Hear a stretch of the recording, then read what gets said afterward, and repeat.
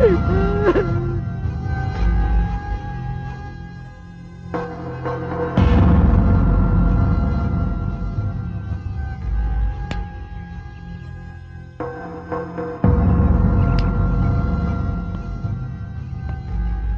Madam గారు, మీకు ఒంట్లో బాగోలేదని వచ్చారు.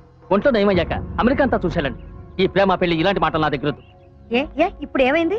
మా అమ్మాయి మీ అబ్బాయిని లవ్ చేస్తుంది, మీ అబ్బాయి కూడా మా అమ్మాయిని ఇష్టపడుతున్నాడు. అందుకేగా ఈ సంబంధం మాట్లాడడానికి వచ్చాను. వీళ్ళ జీవితాలను చక్కదిద్దాల్సిన వాడిని నేను చెప్తున్నాను, ఈ పెళ్లి జరగదు. ఎందుకు జరగదు? దానికి ఏం తక్కువని? అందం లేదా, చదువు లేదా, అంతస్తు లేదా? అంతస్తు ఏం పెద్ద సమస్యే కాదమ్మా. కులం చూస్తున్నారా? అది కాదు. మా అమ్మాయి లవ్ చేసింది అనగానే గౌరవం లేని కుటుంబం అని నిర్ణయించుకున్నారా? మీ అమ్మాయి మేలిం బంగారం అయినా సరే ఇది కుదరదు. ఎందుకు ఇలా వితండి వాదం చేస్తున్నారు పెద్దబాయ్? అందరు తల్లిదండ్రులాగా లవ్ అనగానే కావాలని కారణం లేకుండా మూర్ఖంగా వద్దంటున్నారా? కారణం లేకుండా నేనే వద్దంటలేదు, కారణం ఉంది.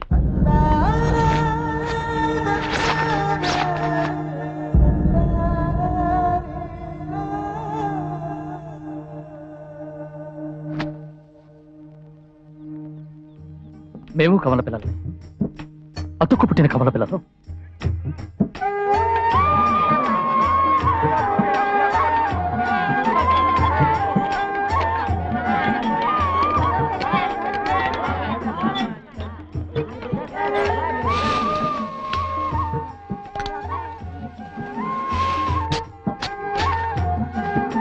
నాలుగు ఇడ్లీ, 2 ప్లేట్లు మటన్ సేరువా, 2 ప్లేట్లు కైమా, ఇప్పుడు చేప ముక్కలు 2. 4 ఇడ్లీ, 2 వేపుడు, 1 చేపే కదండి. 8:30 ఇవ్వండి. చిన్నబ్బాయి లెక్క తప్పయ్యా, 9:30 కదా రావాల్సింది. అట్టాగా వదినా? మరి ఇంకేం, వదిన చెప్పినట్టు 9:30 ఇచ్చేయండి. ఓ చిన్నబ్బాయి, పెద్ద అబ్బాయి ఏమో పొయ్యికాడు ఏడికి ఎగిపోతూ రత్తాన్ని ఆవిరి చేసుకుని డబ్బు సంపాదిస్తున్నాడు. అవును వెంకటప్పయ్య. మరి నువ్వేమో ఇలాగ తలకొక్క రూపాయి ఒక్కిసినావంటే హోటల్ బాగుపడ్డట్టే. వెంకటప్పయ్య తిన్నావు కదా, నీ దగ్గర 1 రూపాయి కూడా ఎక్కువ తీసుకోలేదుగా. లేదు. ఇంకెందుకు అనవసరమైన మాటలు, ఇక దయచేయండి.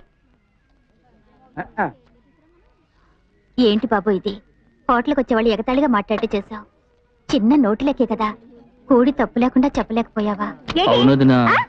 ఏంటి ఇప్పుడు ఏంటి? 1 రూపాయి తక్కువ చెప్పాడు అంతే, అదో పెద్ద తప్ప? నా మొగుడు కూడా ఈ కొట్టుకి ఏసమానే ఏదో పనాడు మీద అరిసినట్టు అరుస్తాబెట్టే. అయ్యో నేనెక్కడ వచ్చాను? లెక్కలు వేసుకోమంటున్నావే, ఓ మగాడు పక్క నిల్చొని లెక్కలు వేసుకోమంటే చుట్టుపక్కల ఇన్నోళ్ళంతా ఏడనుకుంటారు.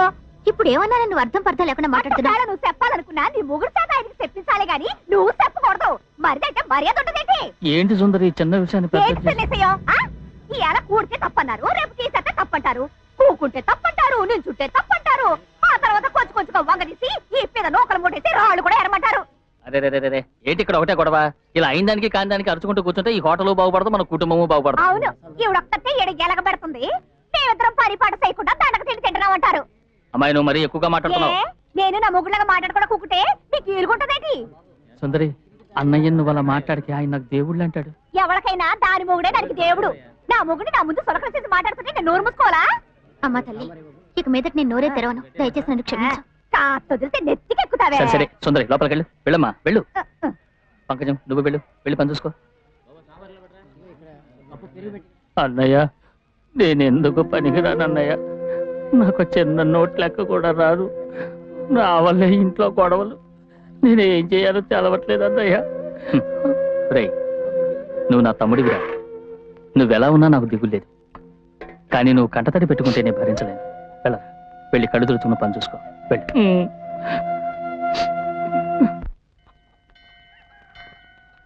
పంకజం నేను వస్తాను. ఏమండి అదోలా ఉంది, పొత్తి కడుపు తిప్పుతోందండి. మధ్యాహ్నం పురుడు వచ్చినా రావచ్చా? అయ్యో అలా అయితే నేను ఇక్కడే ఉంటాను. ఉన్నట్టుండి నొప్పులు వస్తే అండగా మనిషి ఉండాలిగా. కావాలంటే చిన్నపైన సంత పంపి సామాన్లు తెమ్మంటాను. అయ్యో వద్దండి, అతనికి సామాన్లు కొనడం తెలీదు. కొమ్ములు నరికిన పోతుని, తెగులు తగిలిన కోడిని అతను తలకంట కడతారు.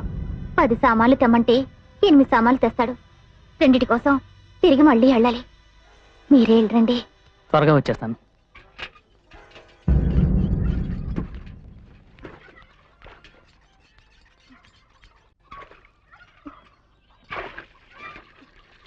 చిన్నబ్బాయి కాస్తలా వస్తావయ్యా? ఏంటదినా? ఏమిటో తెలియడంలా తెల్లారుచవు నుంచి గుండె పట్టినట్టుగా ఉంది. ఓ సోడా తెచ్చిస్తావా?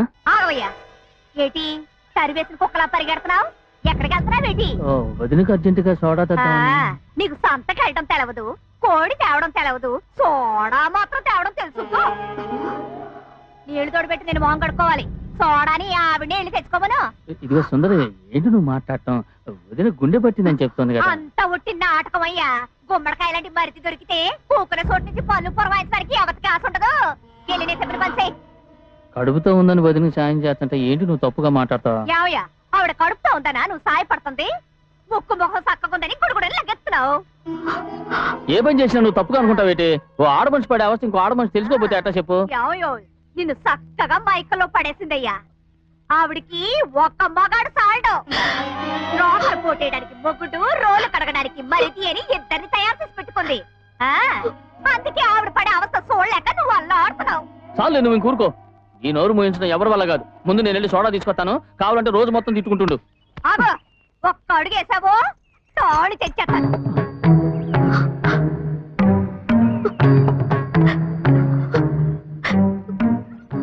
ఎవరు ఏమీ చెయ్యక్కర్లేదు. నేనే వెళ్ళి సోడా తాగుతాను. ఇలాగే వెళ్తాను.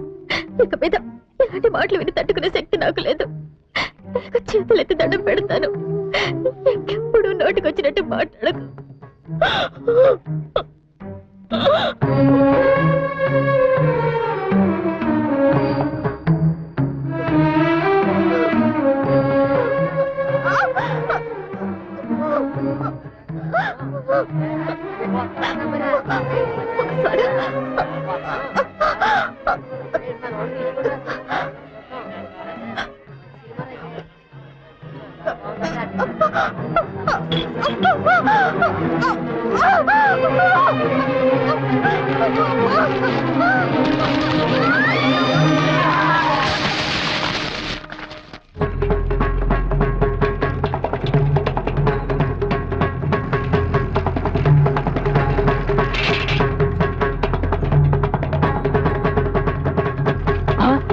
పంకజం,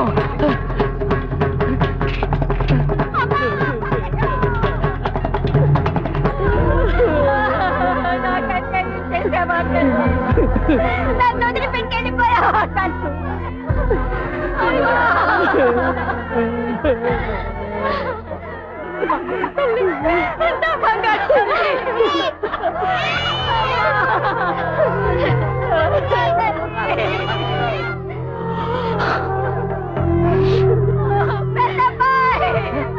అన్నయ్య, అన్నయ్య, అన్నయ్య, అన్నయ్య, నేనే చెప్పేశాను అన్నయ్య. వదిలి నేనే చంపేశాను అన్నయ్య. నా పెళ్ళం మాట విని వదిన పాలిట నేనే ఇవ్వబుట్టయ్యాను అన్నయ్య. ఒక్క సోడా తెచ్చి వచ్చిందప్పా అని బతిమాలింది అన్నయ్య. దానికి పోయి అర్థమైన అల్లరి చేసి కాటేసే పావులు అంటూ అనుకొచ్చేటల్లా మాట్లాడి అన్నయ్య, వదిన పిల్లల్ని చావలేదన్నయ్య. అభిమానవతి మాట పడకూడదని చచ్చిపోయింది అన్నయ్య. అన్నయ్య, నా పాలిన తాపరించిందే ఒప్పించాచి. దాని మొహం చూడకూడదని వదిన చచ్చిపోయింది అన్నయ్య. అటు చూడన్నయ్య, పసికందులు తల్లి లేని వాళ్ళ చేశానయ్య. అన్నయ్య, వదిన నేనే చంపాను అన్నయ్య. అన్నయ్య, నన్ను నరికి పోగులయ్యానయ్య. అన్నయ్య, నేను నరిచిన చోట గట్టి కూడా బలవదు అన్నయ్య. నేను చేసిన పాపాన్ని నన్ను చంపేయన్నయ్య, చంపేయ.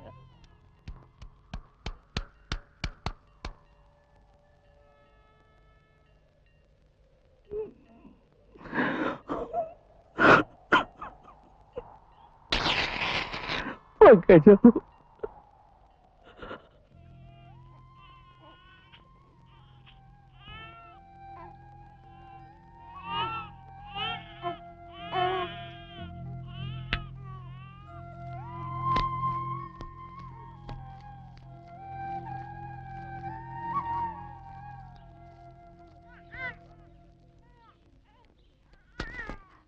పెద్దబ్బాయి, చాలు బాబు చాలు.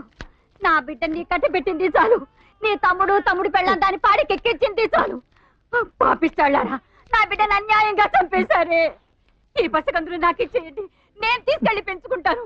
నిండు చూలాలకి గుప్పెడు సోడా నీడిపించలేని ఈ పుణ్యాత్మరాలా వీళ్ళ పాలన చూడబోయేది. లేవయ్యా, నీ పెళ్ళ ఏమైనా చచ్చిపోయిందా? ఎందుకే నెత్తిని చేయట్టుకుని దిగాలు కప్పుకున్నావు ఏవయ్యా ఏ, అరవకు. నీకు నాకు ఈదులో పోయే వాళ్ళంతా హంతకులని పట్ట కట్టుకుంటే అది ఇది నేను చేతులు పుడుచు కూకోవాలా ఎవరా ఈదులో పోయేవాళ్ళు పోయి చెట్టు కింద పెనం పెట్టుకున్నా పరువు మర్యాదలతో బతకొచ్చు మనకి గొప్పతో పర్లేదు బయటికి రా బయటకు వచ్చి ఆస్తి పంచమని చెప్పు హోటల్ 2 బాగాలు చేయమని చెప్పు ఇంట్లో మాట్లాడే మాట్లాడినా ఇవి అన్నయ్య అసలు కుంగిపోయినాడు. ఏ ఇన్ని మాటలు విన్నాక కూడా అన్న నిలిచిపెట్టడానికి మనసు రావట్లేదా ఇక్కడ ఉండి జోరు పడతావా ఆవిడున్నంత కాలం వెనకాల కొంగడుకు తిరిగి సేవలు చేసి పెట్టు ఇప్పుడు ఆవిడ పిల్లలకి ముక్కు సీది ముట్టి కడిగి కాపాడాలనుకుంటున్నావా రేపు ఎవరు లేని సమయంలో పిల్లలకి ఏదైనా అనుకోని జరిగిందనుకో ఆ మీద కూడా మన మీద పడతారు ఏ ఒక్కర్లేదు ఆస్తి పంచమని చెప్పు నేను అన్నయ్యని వదిలిపెట్టాను. అన్నయ్యని కాదని ఒక్కడికి కూడా ముందుకెళ్ళాను. అప్పుడు నాతో తెగదప్పులు చేసుకో పనికి మాలినోడికి పెళ్ళంగా ఉంటే కన్నా పని తెలిసినోడికి ఉంపుడు కత్తిగా ఉండొచ్చు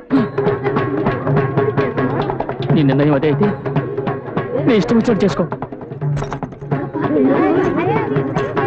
ఆగమ్మా ఏమిటిది? ఎవరు చెప్పాను నీకు?